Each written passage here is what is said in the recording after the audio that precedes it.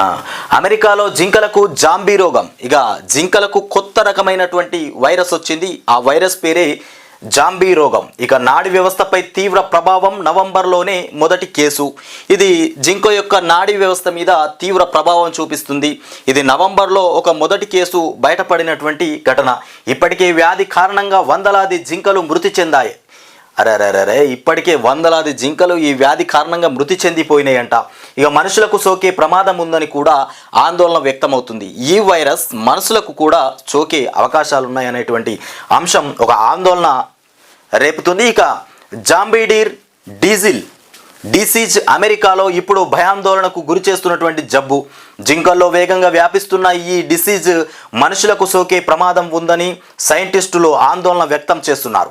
ఇదొక నాడి సంబంధిత వ్యాధి. నాడి వ్యవస్థను దెబ్బతీసి మరణానికి కారణం అవుతున్నట్టు తమ పరిశోధనలో తేలిందని సైంటిస్టులు చెబుతున్నారు. ఇక ఈ వ్యాధితో ఇప్పటికే వందలాది జింకలు మృతి చెందాయి.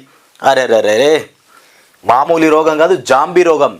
ఈ జాంబీ రోగంతో ఇప్పటికే వందలాది జింకలు ఆల్రెడీ చనిపోయినాయి. ఈ వ్యాధి వెన్నుపూస మీద ప్రభావం చూపుతుందట.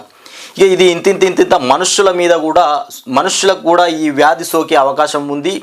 ఈ వ్యాధితో మనుషులకు కూడా ప్రమాదం ఏర్పడే అవకాశాలు ఉన్నాయని అక్కడ సైంటిస్టులు చెప్తున్నటువంటి కథనం.